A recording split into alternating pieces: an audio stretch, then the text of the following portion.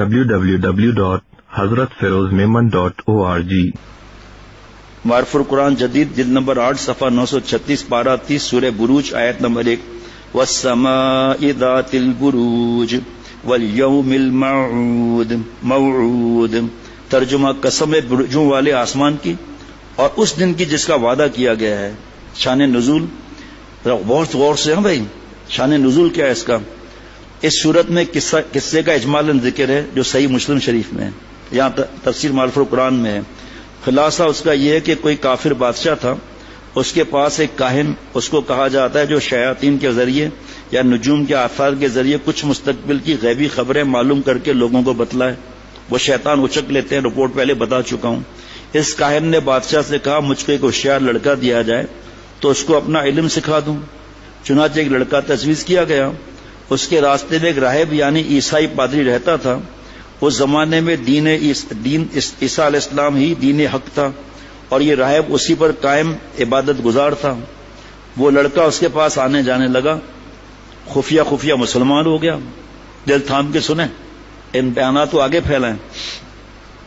جناب ایک بار اس لڑکے نے دیکھا کہ کسی شیر نے اس راستہ روک رکھا ہے اور خلق خدا پریشان ہے، تو اس نے ایک پتھر ہاتھ میں لے کر دعا کی کہ اے اللہ، اگر راہب کا دین سچا ہے عیسائی مذہب تو یہ جانور میرے ہاتھ سے مارا جائے، اور اگر جادوگر جو اس کو گمراہ کرتا تھا اگر کاہن سچا ہے تو نہ مارا جائے۔ اور یہ کہہ کر پتھر مارا تو شیر کو لگا وہ ہلاک ہو گیا۔ حضرت عیسیٰ علیہ السلام کا اس زمانے کا دین سچا۔ جناب لوگوں میں شور ہو گیا کہ اس لڑکے کو کوئی عجیب علم آتا ہے۔ کسی اندھے نے سنا، آخر درخواست کی میری آنکھیں اچھی ہو جائیں۔ لڑکے نے کہا کہ بس شرط یہ کہ تو مسلمان ہو جائے۔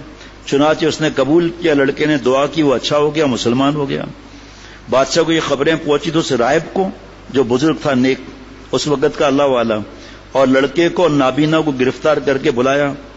اس راہب کو اور نابینا کو تو قتل کر دیا اور لڑکے کے لیے حکم دیا کہ پہاڑ کے اوپر لے جا کر گرا دیا جائے۔ اس اللہ والے کو اور نابینا کو تو قتل کر دیا، مگر جو لوگ اس کو لے گئے تھے وہ خود ہی گر کر ہلاک ہو گئے۔ یہ قصے کہانی کی باتیں نہیں سمجھنا یارو، آپ لوگ تو نہیں سمجھتے ماشاءاللہ، لیکن کئی جگہ سنا جاتا ہے نا۔ تفسیر کی بات بتا رہا ہوں، مسلم شریف کی روایت دے رہا ہوں۔ پھر بادشاہ نے سمندر میں غرق کرنے کا حکم دیا، وہ سے بھی بچ گیا، اور جو لوگ اس کو لے گئے تھے وہ سب ڈوب گئے۔ پھر خود لڑکے نے بادشاہ سے کہا مجھ کو بسم اللہ کہہ کر تیر مارو، کیونکہ بادشاہ نے ظلم شروع کر دیا جو اس وقت مسلمان تھے۔ اب یہ پریشان تھا میں کروں تو کیا کروں؟ تو بادشاہ کو کہا کہ آپ مجھے تم بسم اللہ کہہ کر تیر مارو تو میں مر جاؤں گا۔ اب سننا آگے ہم۔ چنانچہ ایسے ہی کیا گیا اور لڑکا مر گیا۔ بس اس واقعہ عجیبہ کو دیکھ کر یک لخت عوام لوگوں کے زبان پر نعرہ بلند ہوا کہ ہم سب اللہ پر ایمان لاتے ہیں۔ اپنی ایک نوجوان نے اپنی قربانی دی کہ ویسے ایمان آ ہی نہیں رہا، یہ سب کو مار دیتا ہے۔ بادشاہ بڑا پریشان ہوا اور ارکان سلطنت کے مشورے سے بڑی بڑی خندقیں آگ سے، یہ حضرت سے سنا تھا بہت برس پہلے لیکن میں نے بیان نہیں کیا تھا یہ واقعہ۔ میں نے کہا بھئی میں تو الحمدللہ تحقیق نہیں کرتا، لیکن لوگوں میں تو بتاؤں تو خدا نخواستہ ان کے منہ سے کچھ نکل جائے تو۔ تقریباً 25 برس سے میں نے یہ بیان نہیں کیا ہے۔ آج قرآن پاک کی تفسیر جو اللہ پڑھنے کی توفیق دیتے ہیں، اور یہ میں نے کہا اب کیا ہے، مسلم شریف میں تو قرآن پاک بڑھ کر ہے، پھر دوسرے نمبر پر آپ صلی اللہ علیہ وسلم کا کلام ہے نا۔ اب سنیں، اب بڑی بڑی خندقیں آگ سے بھروا کر اشتہار دیا کہ جو شخص اسلام سے نہ پھرے گا، اسلام نہیں چھوڑے گا، اس کو آگ میں جلا دیں گے۔ چنانچہ بہت سے آدمی جلائے گئے۔ اس صورت میں ان پر غضب الہی نازل ہونے کا بیان جو ہے وہ تفصیل سے بیان فرمایا گیا۔ واقعہ صاحب اغدود کی کچھ تفصیل۔ یہ شخص جس کو جادوگر کہا گیا، بعض روایت میں ہے کہ یہ کاہن جو تھا غیب کی خبریں سب نہیں، تھوڑا لوگوں کو گمراہ کرنے کے لیے، کسی کو غیب کا علم نہیں ہوتا، انبیاء علیہ الصلوۃ والسلام کو بھی نہیں ہوتا۔ جو پچھلے دن بتایا تھا کہ آپ صلی اللہ علیہ وسلم جیسی نبوت کا اعلان ہوا تو بینڈ لگ گیا شیطانوں کا اوپر جانے کے لیے، لیکن فرشتے آپس میں بات کرتے تھے نا کچھ باتیں وہ چک کر، اور ان بدماشوں کا آج بھی ایسا ہے۔ وہ جو میں الفاظ نہیں ادا کروں گا، جو قرآن پاک کی بے حرمتی کریں نعوذ باللہ، اور احادیث مبارک کس طرح کرے وہ بھی نہیں بتاؤں گا، ڈر لگتا ہے کہ آسانی پکڑ نہ ہو جائے تو شیطان اس کے قبضے میں آ جاتے ہیں۔ اب وہ بتا دیتے ہیں کسی کو خبر دے دی، اس نے غیب پر اعتماد بھی کر کر اپنے ایمان کا ٹھوکا لگا دیا، سجدہ کر لیا ان کو یا قبروں کو سجدہ کر دیا۔ بھائی تفصیل بتا چکا ہوں میں اس کے معاملے میں۔ تو بس وہ چرا لیتے تھے. اور جو ہے شہاب ثاقب، آپ دیکھتے ہیں کبھی آسمان پر ایک تارا اٹھا کر گرا، اسے شیطان کو جا کے ہٹ کیا جا کر تاکہ اور اوپر نہ جا سکے، حفاظت کی.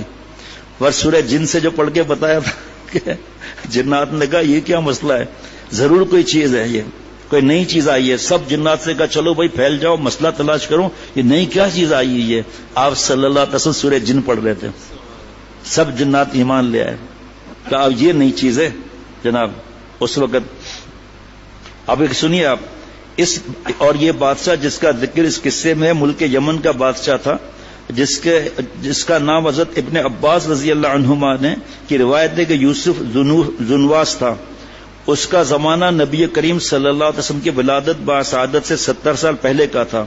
اور یہ لڑکا جس کو بھیجا تھا بادشاہ نے جادوگر بنانے کے لیے، اس کا نام عبداللہ بن تامر ہے، اور راہب عیسائی مذہب کا عابد اور زاہد ہے.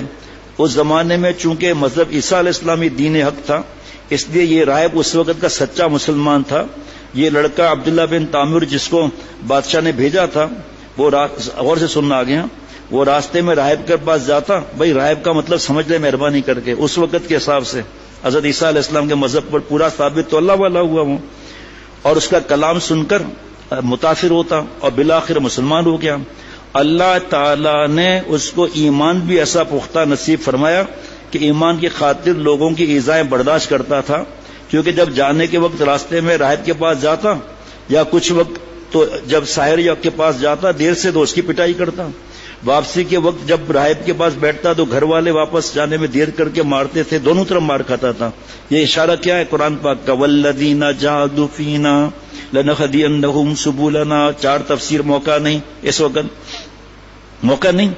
یہ تکلیف جو اٹھاتا ہے نا، اللہ اسے اپنا پیار دیتے ہیں، اپنی ذات دیتے ہیں، اپنا دوست بناتے ہیں. گناہ چھوڑنے کی تکلیف اٹھانے کے بارے میں بات ہو رہی ہے، جو اللہ کی نافرمانی والی باتیں. حلال جو نعمتیں خوب استعمال کریں، حلال خواہشیں پوری کریں جناب، مگر اس نے کسی کی پرواہ کیے بغیر راہب کی صحبت اور آنا جانا نہیں چھوڑا. اس کی برکت سے اللہ تعالیٰ نے اس کو وہ کرامت عطا فرمائی جن کا ذکر اوپر آ چکا. اس ظالم بادشاہ نے ایمان لانے والوں کو عذاب دینے کے لیے خندق کھدوا کر اس کی آگ کے بڑے شعلوں سے ربریز کیا. پھر ایمان لانے والوں میں سے ایک ایک کو حاضر کر کے کہا کہ یا ایمان چھوڑ دو یا خندق میں گر جانا پڑے. اللہ تعالیٰ نے ان مومنین کو ایسی استقامت بخشی کہ ان میں سے ایک بھی ایمان چھوڑنے پر راضی نہ ہوا اور آگ میں گر جانا قبول کیا. صرف ایک عورت جس کی گود میں ایک بچہ تھا، اس کو آگ میں گرنے سے زیادہ جھجک ہوئی تو چھوٹا سا بچہ بولا اماں جان صبر کرو کیونکہ آپ اکبر ہیں. یہ بات حضرت سے سنی تھی 25 سال پہلے، لیکن ڈر لگتا تھا. اب دیکھیں نا، حضرت یوسف علیہ السلام کی برات کے لیے بچے کو اللہ نے زبان دی، حضرت عیسیٰ علیہ السلام کی، حضرت مریم علیہ السلام کی برات کے لیے بچے کو زبان دی. اما عائشہ صدیقہ رضی اللہ عنہ کی برات کے لیے اللہ نے 2 رکوع اتارے جن کی قیامت تک تلاوت کی جائے گی. اما عائشہ صدیقہ، وہ سنا چکا ہوں واقعہ، 19 صفحات کا سنا چکا ہوں الحمدللہ، کہ کتنا تکلیف میں آئیں آپ صلی اللہ علیہ وسلم، کتنا تکلیف میں رو رو کے اما عائشہ صدیقہ رضی اللہ عنہ آدھی ہو گئیں.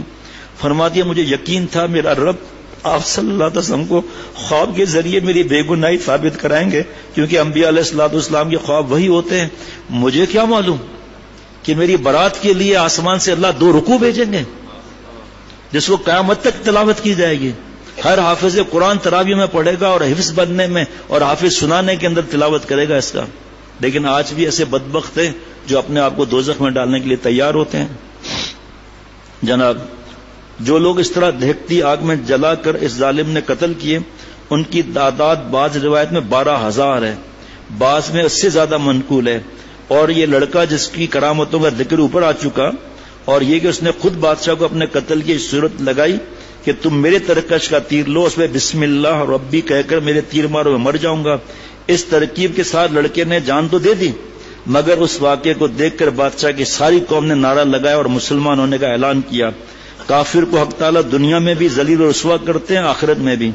محمد بن اسحاق رحمۃ اللہ علیہ کی روایت ہے کہ لڑکا عبداللہ بن تامر جس جگہ مدفون تھا، اور سنیے ذرا، اتفاقاً کسی ضرورت سے وہ زمین حضرت عمر فاروق رضی اللہ عنہ کے زمانے میں کھودی گئی تو اس میں اس نوجوان عبداللہ بن تامر کی لاش صحیح سالم اس طرح برآمد ہوئی کہ وہ بیٹھے ہوئے تھے اور ان کی ہاتھ اپنے کن پٹی پر رکھا ہوا تھا جہاں تیر لگا تھا. کسی دیکھنے والے نے ان کا ہاتھ اس جگہ سے ہٹایا تو زخم سے خون جاری ہو گیا. پھر وہیں ایسا رکھ دیا بند ہو گیا. اس کے ہاتھ میں انگوٹھی تھی, اس پر لکھا تھا اللہ ربی, میرا رب تو اللہ ہے. جناب عامل یمن نے اس واقعے کی اطلاع حضرت فاروق اعظم کو دی رضی اللہ عنہ, تو آپ نے جواب میں لکھا کہ ان کو ان کی ہیبت پر انگوٹھی سمیت اسی طرح چھپا دو جیسے پہلے تھا. تفسیر معالف القرآن, تفسیر ابن کثیر. سنیں آپ بھائی, یہ کیا مزہ ہے ارطغرل کا ڈرامہ, بے حیائی کا, پاپ جی گیم, آنکھوں کا زنا. بخاری شریف کی حدیث پاک زنا العین نظر بازی آنکھوں کا زنا ہے. آپ صلی اللہ علیہ وسلم کی بد دعا ہے, لعن اللہ الناظر والمنظور الیہ. اور آپ صلی اللہ علیہ وسلم نے بخاری شریف میں فرمایا ناب محرم سے شرعی عذر کے بغیر بات کرنا زبان کا زنا ہے.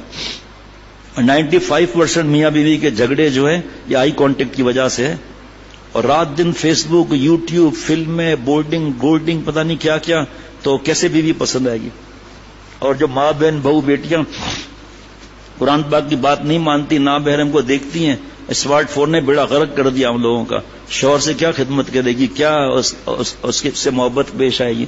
دونوں دلوں میں آگ لگی ہوئی ہوتی ہے. جناب www.hazratfirozmemon.org